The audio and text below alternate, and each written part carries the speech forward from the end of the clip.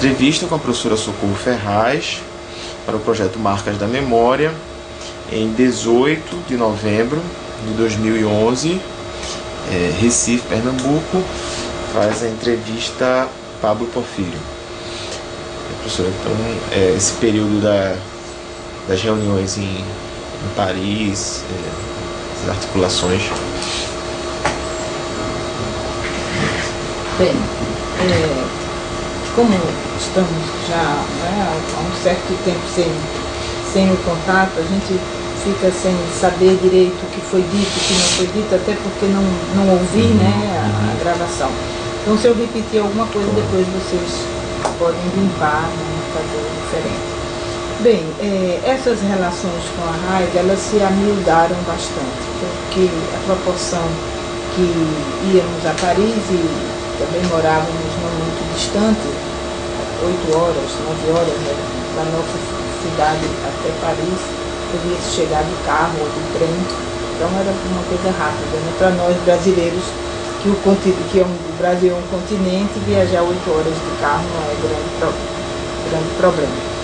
Mas nessas relações com a RAIS, a primeira vez que encontramos a RAIS tinha dificuldades em se comunicar com políticos brasileiros porque ele estava na Argélia. E na Argélia, a pessoa que vai à Argélia vai para vê-lo, mas muitos dos políticos que passavam, ou pessoas importantes, interessantes no Brasil, para a política, ou para a sociedade, ou para a cultura, iam muito a Paris. Então significava que a RAIS tinha que se deslocar da Argélia, de Argel até Paris.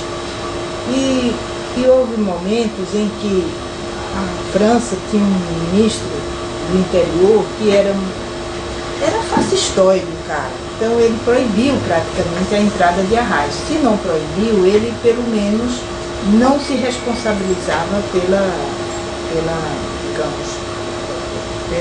vida dele, não se responsabilizava por alguma coisa que acontecesse a ele.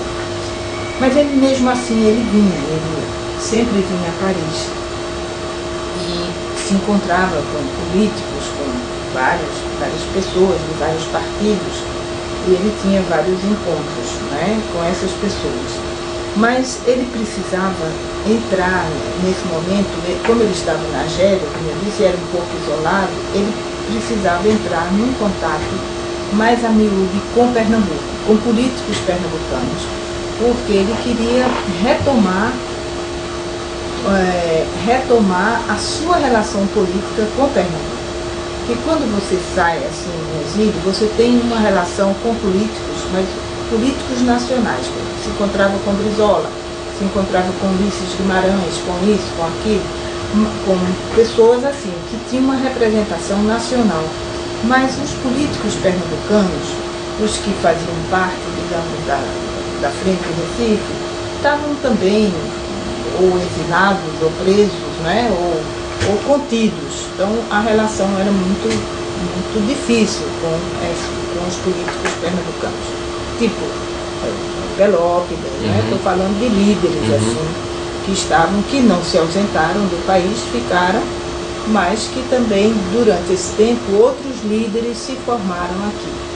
A figura de Jarbas Vasconcelos é uma dessas, se formou depois, como político, depois de 64. Até 64 ninguém conhecia Jarbas assim, como político.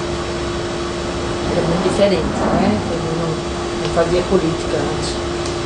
Enfim, a RAIS já tinha tido algumas reuniões e com várias pessoas, queria um contato maior com políticos brasileiros, mas com políticos pernambucanos, mas não sabia, não tinha, assim, não podia não podia ter sozinho uma decisão de quem seria. Então eles, em 77, numa conversa conosco, numa reunião conosco, comigo, com o Fernando, e um grupo de ativistas políticos que estavam lá, também exilados lá em Paris, se decidiu que eu e Fernando viríamos ao Brasil, e nessa vinda ao Brasil a gente faria um contato aqui, uma reunião com as esquerdas aqui no Recife, e as esquerdas indicariam uma pessoa para ir a Paris falar com ele e que fosse uma pessoa que estivesse na política e que pudesse iniciar uma articulação com ele na política pernambucana. Então isso aconteceu, em 77 nós viemos aqui ao Brasil, nós chegamos aqui e contactamos a esquerda e houve uma reunião e a reunião indicou Jarbas Vasconcelos, que era deputado federal naquele momento. Jarbas aceitou a viagem e Jarbas foi até Paris e lá esteve uma semana com a Arraes, com todo esse grupo que fazia política, né? E até que eles discutiram e acertaram muitas questões em relação a Pernambuco, inclusive a candidatura dele ao Senado. Essa candidatura ao Senado saiu dessa discussão e do apoio que a Arraes pudesse dar a ele, tanto financeiro, isso aí o Partido Socialista Francês ajudou muito, financiando cartazes, alguma coisa que fosse necessário para a propaganda, e o Jarbas ficou em contato quase que permanente com a Arraes. Então foi o primeiro passo de Arraes para voltar a esta política aqui em Pernambuco, foi isso. Havia também já o Marcos Freire, com quem a Arraes já tinha tido reuniões em Portugal com o Marcos Freire, talvez uma na França, se não me engano. Mas Marcos Freire já era um nome um nome que tinha se construído mais fora, digamos, do alcance de Arraes, entendeu? Era também um nome do Partido Socialista, era muito ligado a Pelópidas, e era um nome que tinha surgido, um nome novo também, politicamente, não teve prisões em 64, não foi uma pessoa que fosse carimbada como comunista, etc. Mas então, iam surgindo líderes, diferentes daqueles líderes ou que estavam no exílio ou que estavam sem nenhuma função política aqui. Então, esse contato foi um contato importante. A Arraes passou a ter digamos assim, uma relação maior com a política de Pernambuco a partir de 77. E você sabe, de 77 para 79 foi pouco tempo, depois começou todo um processo de anistia e a volta dele já foi em 79. Foi exatamente com toda essa discussão e com toda essa articulação que houve com esse grupo daqui de Pernambuco. Paulo Cavalcante trabalhou muito nessa articulação. Paulo, Pelópidas, um grupo grande, de pessoas. E os técnicos todos que foram da Sudene, que trabalharam aqui, mas que já não estavam mais aqui, que estavam em São Paulo. Aquele Serjão, que depois chegou a ser ministro do FHC, quando a Arraes voltou, ele e o Expedito Prata cuidaram de toda a propaganda, de toda digamos assim, tanto a propaganda como da organização da volta dele. Foi algo assim muito importante, essa volta de Arraes, porque tinha uma organização, não digo nacional, mas de muitos estados, principalmente do Sudeste, pela volta dele, porque se esperava que ele se tornasse um líder nacional. Então, nossa vida foi assim, fizemos esse trabalho, sempre que podíamos estávamos em Paris, trabalhando nessa organização, na volta dele. E em 79, ele sempre brincava, ele dizia, eu vou voltar antes de vocês, E a gente não acreditava, mas terminou voltando antes de nós. Nós só voltamos em 80 e ele voltou em 79. Com a anistia e a volta dele, como todos sabem, foi uma consagração. Mas a partir daí ele tinha que se colocar como líder nacional. E os passos que ele deveria dar deveria ser nessa direção, de um líder nacional. Então depois, já que estávamos aqui, eu assisti a algumas reuniões em São Paulo, onde as pessoas se sentiram muito insatisfeitas com os primeiros passos que ele deu. em relação a essa liderança nacional, né? Primeiro, quando ele chegou, ele achou que o Jarbas e o Marcos Freire iriam apoiá-lo para ele ser o candidato a governador. Mas já havia a candidatura do Marcos Freire, já estava colocada, já estava nas ruas. Ele já era senador, né? Marcos Freire. Marcos Freire já era senador. E foi assim, muito difícil para Arraes não receber o apoio incondicional de Jarbas. Jarbas apoiou Marcos Freire, então, para a candidatura a governador. E Marcos Freire perdeu, né, a eleição. Então isso foi muito difícil. Então ele passou um tempo que ele não tinha mandato para o Arraes, né? Então você sem um mandato, um político sem mandato, é um político que fica numa segunda linha, né? Fala, mas não é a mesma coisa quando você tem um mandato, é muito diferente. Então isso para Arraes foi muito difícil, aceitar essa posição de Jarbas Vasconcelos em relação à candidatura dele, de Arraes, para governador, e a candidatura de Marcos Freire. Isso já começou aí havendo um divisor d'águas entre Arraes e Jarbas. Professora, quer dizer que Arraes, ele, de certa forma, nesse exílio, nessas reuniões, ele já se coloca para ele uma posição nacional de liderança, já é essa a intenção nessas reuniões para quando ele voltasse. Dentro do PMDB, do caso do MDB e depois do PMDB, sempre houve essa... Exatamente. E pela correspondência dele, que eu estou examinando a correspondência do exílio, com as pessoas com as quais ele está, ele queria muito fundar um partido. Tanto isso nós observávamos nas reuniões, há momentos em que ele, uma esquerda, por exemplo, durante todo o exílio, nota-se o seguinte: Arraes sai e ele vai para a Argélia, depois ele faz contatos, depois os contatos são com a luta armada, depois contatos com o Partido Comunista. Então ele observa que o Partido Comunista não reconhece os outros partidos da luta armada. Pode tratar com eles isoladamente, como pessoas, como personalidades, mas nunca como um partido, né, revolucionário, porque no momento que ele tratar de partido para partido, ele vai tratar em pé de igualdade. O PCB não vai fazer isso, até porque quando veio o golpe, ele era o partido que tinha maior inserção, partido de esquerda com maior inserção na sociedade. Então eles não vão tratar os partidos ligados à luta armada de igual para igual, eles não vão. Eles não se reúnem com pessoas que fazem parte dos partidos, mas nunca como partido. Isso faz uma diferença. E o Arraes, numa análise que ele faz sobre o Brasil, ele coloca isso. Arraes era muito perceptível, ele percebe as coisas como elas se davam de verdade. Mas ele, então, na volta dele, ele vai, enfim, e lá ele tem contatos com essa liderança nacional. Então, se espera dele também passos que o levem a uma liderança nacional. Mas ao chegar aqui, e por alguma razão,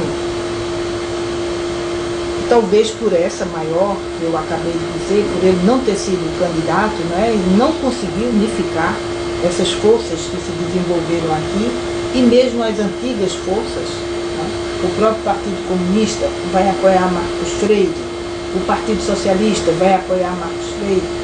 Como ele nunca foi nem do Partido Comunista, nem do Partido Socialista, então restava para ele o MDB, digamos, né? O partido do MDB.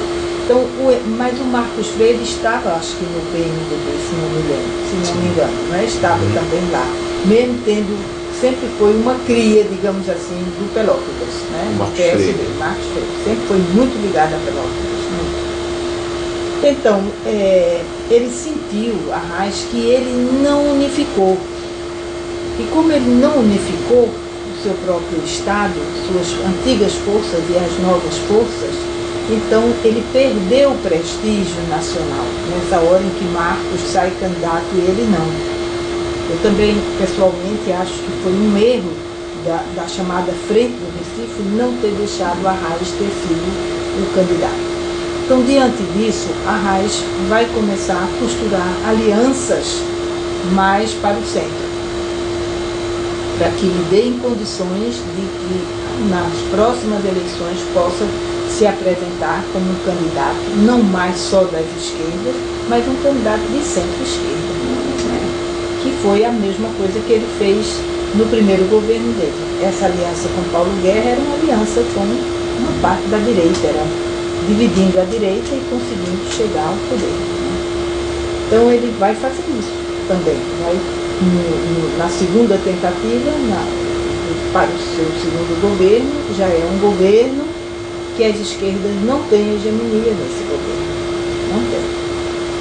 Ele já vai montar secretarias, assim, coloca o pessoal da esquerda em secretarias não secundárias, que vão pensar, que vão trabalhar as estratégias, mas não serão secretarias importantes, as principais, as que decidem. Nota-se isso.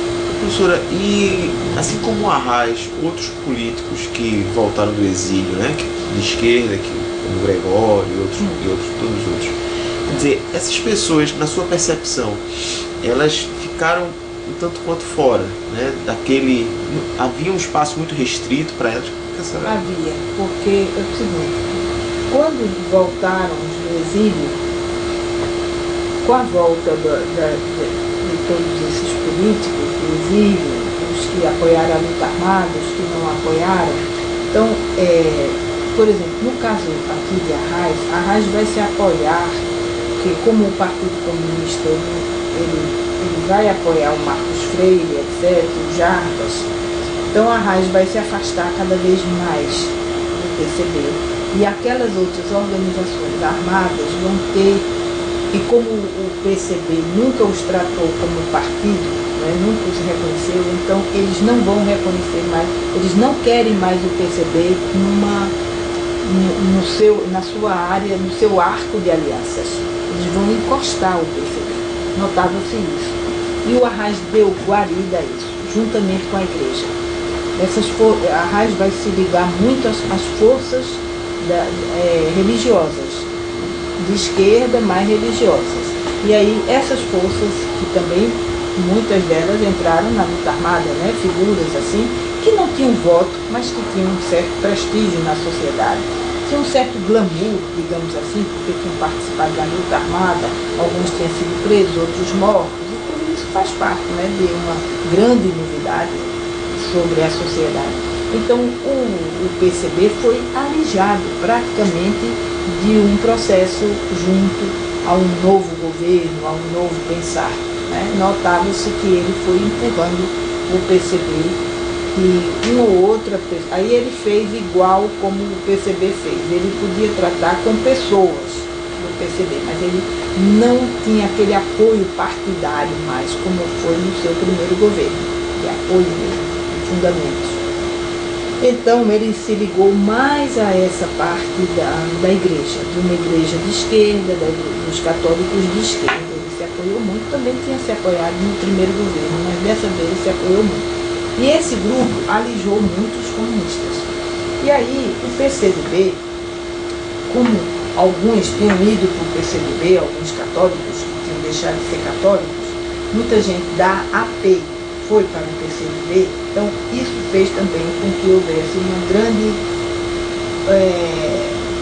não digo oposição, mas uma posição assim de não aliança com os comunistas.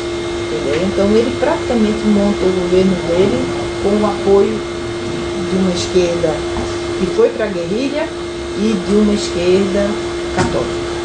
Quando era esquerda, e centro e direita. Ele vai montar sobre isso, até porque aí ele vai procurar se afastar do Jarbas. Apesar de que em outras eleições o partido vai se afastando do Jarbas também, vai apoiando o Arraes. E aí a senhora volta em 80, né? E como retomou as atividades? Eu voltei em 80, eu estava com licença sem vencimentos do colégio de aplicação. Eu tinha direito, né, a 2 anos, 3 anos, 4 anos, fui assim, renovando essa licença sem vencimento. Era uma suspensão de contrato, melhor dizendo, era uma suspensão de contrato. E aí eu voltei e eu pedi a renovação desse contrato que estava suspenso. Aí eles renovaram, a universidade renovou, e eu voltei a dar aula no colégio de aplicação. E em dezembro de 1980 abriu concurso aqui para professor. Eu aí fiz o concurso e passei em primeiro lugar e fui contratada. Haviam outros professores que também passaram nesse mesmo concurso, acho que foram 6 ou 7 professores, mas eles já eram professores substitutos.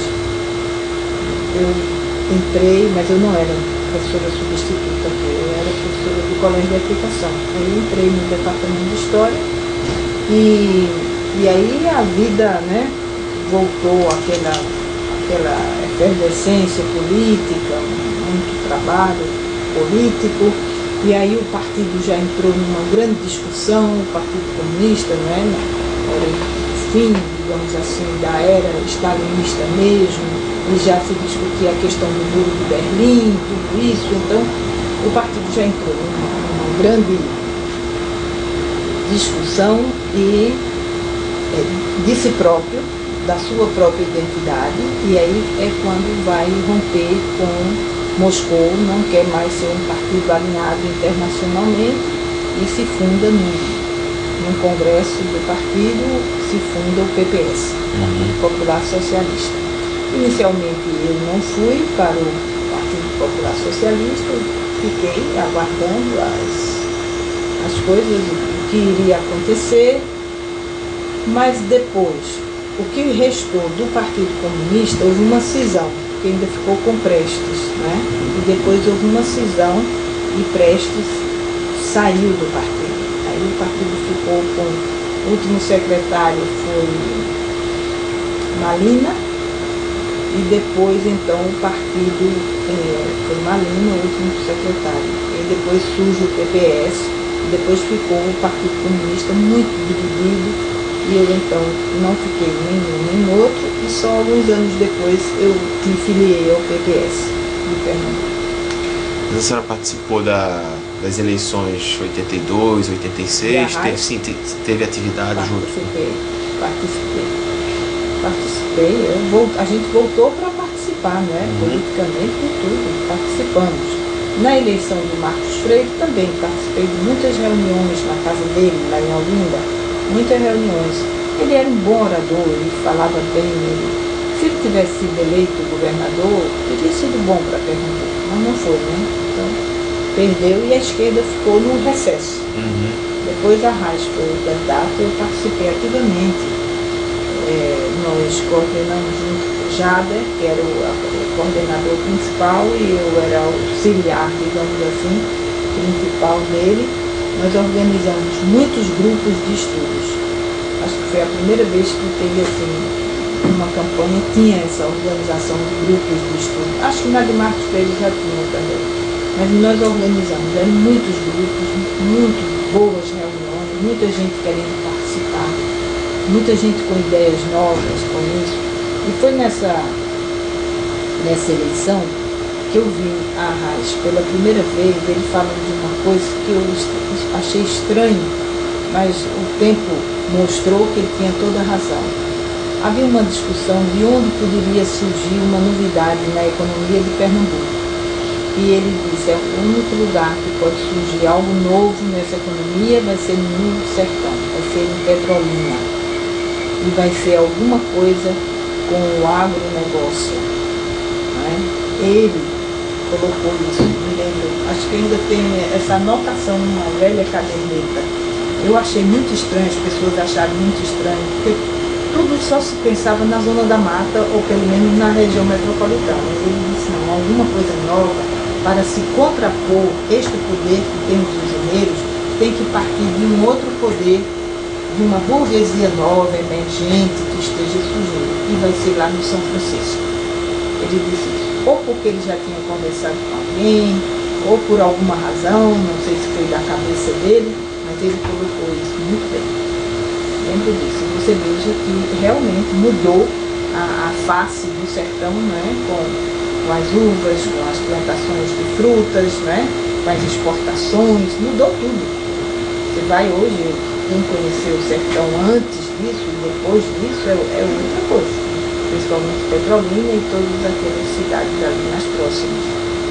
E ele consegue fazer alianças muito fortes ali no sertão para aquela eleição de 86, né? Exatamente, porque essa aliança com os coelhos é uma aliança muito forte, é uma aliança que ele faz como pessoa sertaneja, e também como a família dele tinha fábricas de óleo, tinha uma pequena indústria de óleo no sertão do Ceará, então ele vê ali a possibilidade de uma burguesia surgir desse mundo que é um mundo diferente da zona da mata, né, para se contrapor a isso.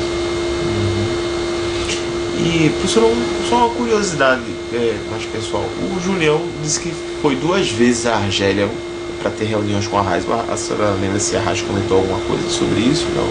Olha, eu estou vendo essa correspondência e nós estamos vendo até as caixas que são chamadas da correspondência com as personalidades. Não vi nenhuma carta para Julião, nem de Julião para Arraes, nem de Arraes para Julião, mas pode ser que ainda apareça. Eu tenho uma carta trocada entre os dois. De 77, não, 4, eu acho. 74. Posso até lhe dar uma cópia. Mas. Eu gostaria de ver. Não, minto, já é 79, porque é o Julião já falando do encontro de Lisboa, que teria convidado a Arraes, Brizola, mas que a Arraes não foi, e eles meio que discutindo essa questão. A Arraes fugiu um pouco desse tipo de encontro, até porque num tipo de encontro desse você tem que assumir compromissos, né? Mas a Arraes nunca quis assumir compromissos assim com o Julião. Ele temia, porque o Julião era uma pessoa, como todos sabem, que tinha coisas muito positivas, né? Atitudes muito positivas, mas também tinha atitudes às vezes muito desconcertantes. Por exemplo, quando o Julião volta, ele vai se alinhar com quem? Com Zé Múcio. Agora Zé Múcio é uma figura do PT, uma figura da esquerda, entre aspas, né? Mas naquela época ele foi o candidato contra a Arraes. Quando a Arraes se candidatou, ele foi o candidato dos usineiros contra a Arraes. Foi uma derrota, assim, mas não, a pessoa de Zé Múcio é uma coisa, é uma pessoa simpática, provavelmente republicano, democrata, não sei, não reconheço. Mas naquele momento, Julião se aliar a Zé Múcio foi um estranhamento, né? Não por Zé Múcio em si, mas pelo fato de ele ser um usineiro.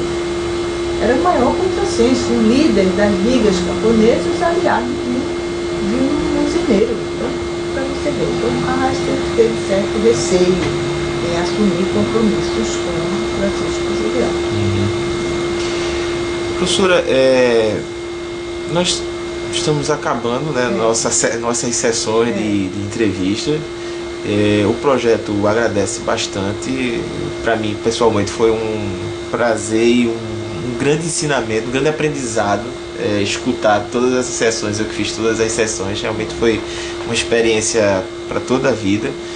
E agora, no final, a gente sempre pede para que, se o entrevistado quiser, falar um pouco, umas palavras finais, se a experiência também, se foi importante. Bem, a nossa volta não foi fácil, foi difícil, por várias razões. Poderia apontar, por exemplo, entre elas, digamos, vamos ver politicamente. Politicamente, nós sofremos muitas restrições dessa esquerda que participou da guerrilha, e que nós não participamos. Então, várias vezes fomos convidados, mas nunca participamos. Nunca participamos porque éramos de uma organização que queria uma volta democrática, à democracia. Não era para chegar ao poder e transformar isso numa ditadura do proletariado. Não era por isso. Então, muitas das organizações lutavam por isso, lutavam por programa leninista por um programa stalinista. Nós não. Então, éramos outra questão. Era praticamente uma volta àquele status quo, né, de democracia, etc. Então, ao voltarmos, nós sofremos muitas restrições da esquerda, dessa esquerda, para ocupar cargos, para mesmo se colocar. Então, as pessoas achavam que éramos reformistas, etc. Então, não foi fácil, politicamente não foi fácil, foi muito difícil. E depois, acreditamos muito que o governo Arraes, acreditávamos, mesmo assim, não tendo participado da luta armada, nós acreditávamos que o governo tivesse um caminho mais à esquerda, que fosse um governo mais propositivo do ponto de vista da coletividade. E não foi. Foi um governo que propôs menos do que nós esperávamos para o encaminhamento das questões fundamentais do país. Mas essa esquerda armada aceitou tudo isso. Ela baixou a cabeça tudo isso e foi fazendo o dia a dia, como se diz, o dever de casa, o café com leite, sem praticamente nenhuma discussão. Só queria mesmo chegar ao poder, estar no poder, ocupar cargos, ocupar. Você veja, o país avançou um pouco, mas as coisas essenciais, a educação, a saúde, a terra, ainda continuam, né? Senão não existiria o MST e senão não existiria toda a situação em relação à educação e à saúde.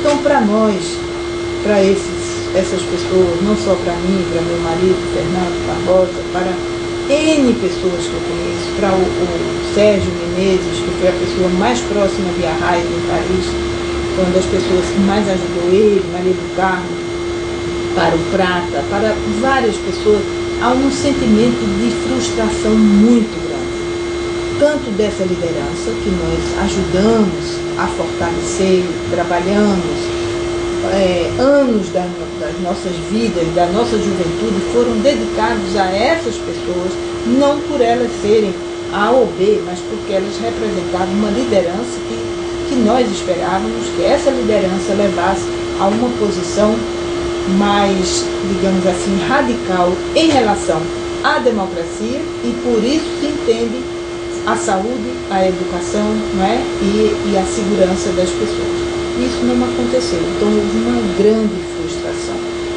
Do ponto de vista econômico, também nós empobrecemos muito, porque o padrão de vida num país europeu é um, o padrão de vida aqui é um outro, muito diferente. Lá, até porque você não paga educação, a saúde, né? Tem um outro padrão, e ao chegar aqui você tinha todas essas dificuldades e mais despesas enormes com a família e com tudo isso. Então, para nós foi muito difícil encarar tudo isso, né? Foi um choque digamos assim, um choque político, vendo como as coisas se encaminhavam, né? Aquela liderança que nós acreditávamos, o que estava defendendo agora. Então, aos poucos, nós fomos realmente nos afastando de toda essa ação política partidária. Eu também quero agradecer a oportunidade de falar, até porque sempre pensei em escrever, mas a vida é tão dura, tão cheia